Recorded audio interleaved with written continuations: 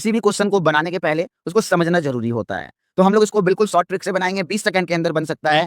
लेकिन आप ट्रिक तब अच्छे से समझ सकते हैं जब आपको उसका कॉन्सेप्ट पता हो, तो आपको पता चलेगा कि उस ट्रिक को कहाँ पे यूज़ करना है। तो आपको बिल्कुल 20 सेकंड के अंदर ही सॉल्व करना सिखाएँगे, लेकिन हम आपको ऐसा सिखाएँगे कि आप एक बार में एक क्वेश्चन से ही सीख जाएँगे। इसी वजह से इसमें थोड़ा-सा आपको जो है पेशेंस से जो है इस वीडियो को देखना पड़ेगा। हम क्या बोले बाबू कि एक शॉपकीपर, एक दुकानदार है।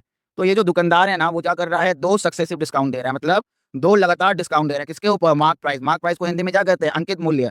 यानी कि जो मार्क प्राइस है, जो अंकित मूल्य है, उसके ऊपर 2 लगातार डिस्काउंट दे रहा है। पहले 10% दिया गया, फिर उसके बाद 10% को माइनस करने के बाद जो प्राइस आया उसके ऊपर फिर 20% डिस्काउंट दे दिया गया। तो अब कह रहा है डिस्काउंट के बाद जब 2 डिस्काउंट को दे दिए, तो अब जो फाइनल प्राइस बना है, तो आप बताओ कि ये ओवरऑल डिस्काउंट कितना हो गया? यानी कि इन दोनों छूटों के बराबर समतुल्य एक अकेला बड़ा डिस्काउंट जो हो गया, वो कितना हो गया? वो डिस्काउंट का कितना परसेंट है, वो हमको निकाल के दिखाना है। हम बोले देखो इसका बहुत ही सरल सा एक तरीका होता है। क्या बोले?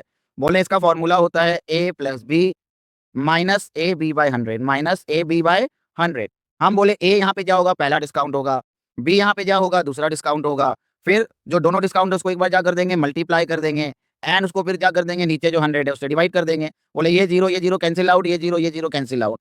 अब 20 प्लस 10 कितना आ जाएगा? 30 आ जाएगा। 1 इंटू 2 कितना आ गया? 2 आ गया। अब इसको जो माइनस करके आएगा वही क्या हो जाएगा? वही दोनों छूटों का समतुल्य एक अकेला डिस्काउंट होगा, एक अकेला छूट होगा। ठीक है? या हम कहें तो ये ओवरऑल डिस्काउंट होगा। उम्मीद करते हैं कि आपको ये कॉन्सेप्ट समझ में आ गया होगा।